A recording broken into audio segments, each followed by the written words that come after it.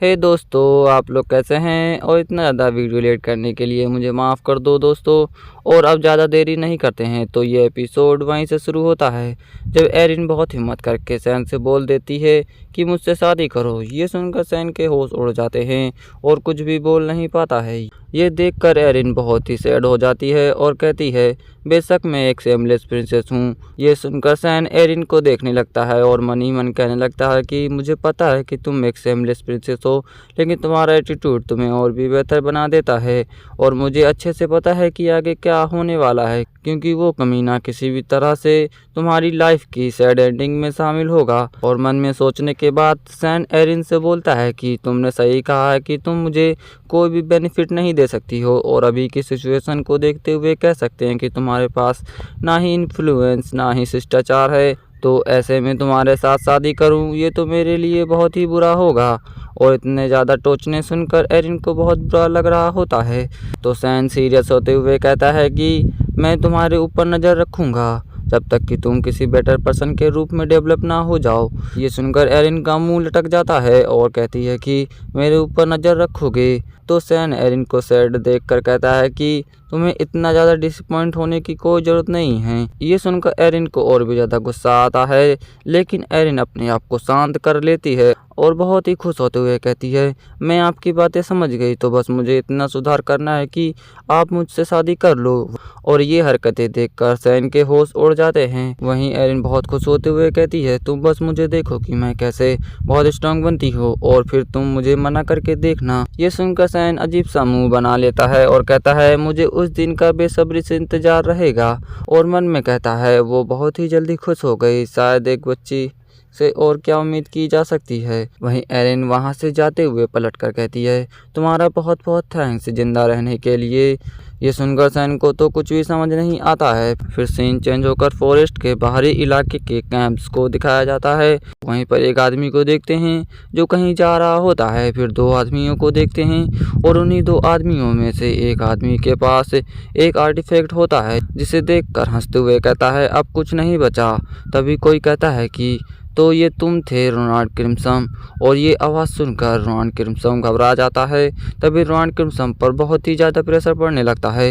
ये महसूस करके रोनाल्ड क्रिम्सन मन में कहता है, मैं मूव नहीं कर सकता, ऐसा लगता है जैसे मुझे कोई इनविंसिबल चैन बांधे हुए है। तभी उस बंदे को देखते हैं जिसके पैर के पास ब्लैक फॉग होता है। फिर वो बंदा कहता है, एक छोटा डायमेंशन बॉक्स, और मुझे लगता है कि इस बॉक्स का सेल होना अभी बाकी है। वैसे ये आर्टिफैक्ट डायमेंशन रियलम और इनफ माना से भरा हुआ है, जो इन्फिनाइट स्टोरेज की मास्टरपीस है। और ये जरम किंगडम के मैच एसोसिएशन के मास्टरपीस था। मैंने सही कहा है ना रोनाल्ड क्रिम्सन? और गाइज ये हमारा सैन होता है। वहीं यह सुनकर रोनाल्ड क्रिम्सन बहुत ही ज़्यादा गुस्सा कर रहा होता है। तभी सैन कहता है कि मैं पूरे 1 साल से इस डायमेंशन बॉक्स पर नज़र रख रहा हूँ, क्योंकि मुझे ऐसा लगा था कि एम्पायर के अंदर कोई स्मगलिंग कर रहा है। ये सुनकर रोनाल्ड क्रिम्सन के चेहरे के एक्सप्रेशन तुरंत बदल जाते हैं। फिर सैन रोनाल्ड क्रिम्सन के हाथ से डायमेंशन बॉक्स लेते हुए कहता है, मैं इसे ले रहा हूँ रोनाल्ड क्रिम्सन। वहीं रोनाल्ड क्रिम्सन बहुत हैरान होते हुए कहता है, तुम तो सैन वार्ड हो। वहीं सैन अपने फेस को दिखा देता है। फिर रोनाल्ड क्रिम्सन घबराते हुए कहता है, तुम यहाँ क्यों आए? तभी सैन डायमेंशन बॉक्स से बहुत सारे बीस्ट के कटे हुए बॉडी पार्ट्स को निकालता है और उन बॉडी पार्ट्स को देखते हुए कहता है कि मैं जानता हूं कि आपने डेमोनिक बीस्ट के लाशों का खून निकाला है और उन्हें उन सप्लाई गाड़ी में लेकर आए हो जिन्हें बॉर्डर पर अलाउ किया गया है। और मैं जानता हूं कि सप्लाई डिपार्टमेंट को स्पाई आपकी मदद कर रहा है। ये सुनकर रोनाल्ड क्रिम्सन चिल्लाकर बोलता है, तुम किस बारे में बात कर रहे हो? मैं उस बारे में कुछ भी नहीं जानता हूँ। ये सुनकर सैन कहता है कि मुझे बेवकूफ़ बनाने की कोशिश मत करो। मुझे पता है कि उनका खून पहले से ही ब्लैक मार्केट में बेचा जा रहा है। और मन में सोचते हुए कहता है, सिस्टर एलिस हेलान का खून प्राप्त करने में सक्षम थी। वहीं रोनाल्ड क्रिम्सन सैन को सोचता देख मन में कहता है, मेरे पास यही मौका है, मुझे किसी भी तरह से उससे जाने नहीं देना होगा। तभी स्पेल को कास्ट करने लगता है और मन में कहता है कि मुझे नहीं पता कि वह मुझे पकड़ने में कैसे कामयाब हो पाया, लेकिन मैं अब मूव कर सकता हूँ। तो Ronald Crimson breath fire attack करते हुए कहता है आप मरो, और कहता है अपने सेवियर को नीचा दिखाने का परिणाम मौत है बच्चे। ये सुनकर सैन चौंक जाता है, लेकिन तब तक ब्रीथ फायर का अटैक हो जाता है। वहीं रोनाल्ड क्रिम्सन अटैक करने के बाद कहता है कि बकवास, मुझे लगा कि मैं मर गया हूँ, लेकिन उसके बारे में रूमर सच थे। फिर रोनाल्ड क्रिम्सन सैन को मरा देखकर बड़े आराम से सांस लेते हुए कहता है कि मैंने कीमती डायमेंशन बॉक्स को खो दिया, लेकिन मैंने कभी भी ट्रांसपोर्ट के बीच में इस तरह की घटना का होने के बारे में सोचा नहीं था। तभी रोनाल्ड क्रिम्सन के हाथ में अटैक होता है, जिस वजह से रोनाल्ड क्रिम्सन का हाथ कट जाता है। तो रोनाल्ड क्रिम्सन दर्द से चिल्लाते हुए कहता है मेरा हाथ, मेरा हाथ। तभी रोनाल्ड क्रिम्सन के आसपास ब्लैक फॉग आने लगता है, जिसे देखकर रोनाल्ड क्रिम्सन हैरानी से कहता है क्या है ये ब्लैक फॉग, क्या है। तभी सैन सामने आ जाता है, जिसे देखकर रोनाल्ड क्रिम्सन कांपती आवाज़ में कहता है क्या ऐसा हो सकता है। तभी सैन क्रिम्सन का गला पकड़कर पेड़ में भेड़ देता है, तो क्रिम्सन खांसने लगता है। तभी सैन क्रिम्सन का गला दबाते हुए कहता है मुझे स्मगलिंग के रास्ते और स्पाई के बारे में बताओ, और फिर आरामदायक मौत मर जाओ। वहीं क्रिम्सन सैन के चेहरे को देखकर डर के मारे रोने लगता है। वहीं सैन बहुत क्रूअल होते हुए कहता है कि मैं तुम्हें ऐसी मौत दूंगा कि शैतान भी तुम्हारे लिए प्रार्थना करेंगे। फिर सीन चेंज होकर वेलियस वेस्टर्न बॉर्डर के ट्रेडिंग पोस्ट की जगह को दिखाया जाता है, जहां पर बहुत सारे ट्रेडर होते हैं। फिर दो ट्रेडर को देखते हैं जो एक दूसरे को हंसते हुए इशारा करते हैं।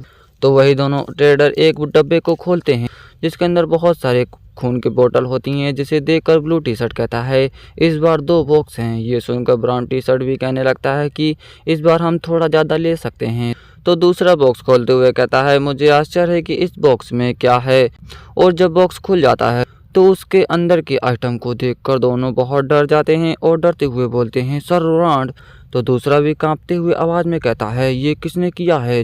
और गाइस उस डब्बे में रोनाल्ड क्रिम्सन का सिर होता है। वहीं दूर से सैन देख रहा होता है। फिर कैरम को देखते हैं, जो सैन से कहती है कि क्या आप उन लोगों को ठिकाने नहीं लगाएंगे। तो सैन कहता है कि ये वार्निंग उन लोगों के लिए काफ़ी है।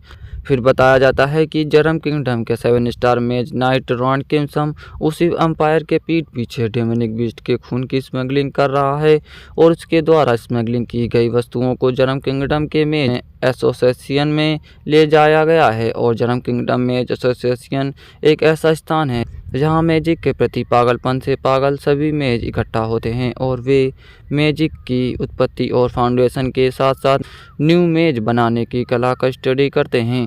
और वो एक ऐसा एसोसिएशन है जो मानवता की सीमाओं को सरपास करने की आकांक्षा रखते हैं, और वर्तमान में वे डायमेंशन बॉक्स जैसी यूजफुल आर्टिफैक्ट बना रहे हैं, लेकिन भविष्य में वे डोमिनिक बीस्ट के खून से हर तरह के पागलपन भरी चीज़ें करेंगे, इसलिए मुझे ये सब रोकना होगा।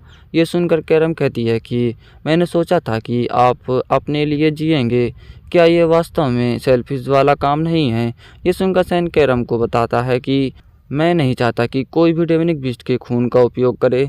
फिर उसी वैम्पायर के रेसिडेंट को दिखाया जाता है, और वहीं पर एक बंदे को देखते हैं जो लेटर पढ़ते हुए कहता है कि सैन वाट तुम फादर के साथ गए थे फ्रंट लाइन पर। फिर एक लड़की को देखते हैं जो ये सुनकर कहती है कि सैन वाट वो तो तुम्हारा हाफ ब्रदर है ना। तो वही बंदा हंसते हुए कहता है कि यस। और गाइस इस सीरीज़ का मेन विलेन आ गया है, जिसका नाम एचएल है। फिर एचएल हंसते हुए बोलता है कि वो मुझे नर्वस कर रहा है, तो उसे देखने जाना ही होगा। और गाइस इसी के साथ एपिसोड खत्म हो जाता है, तो लाइक एंड सब्सक्राइब कर दें। I want nobody but you. I want nobody but you. I want nobody but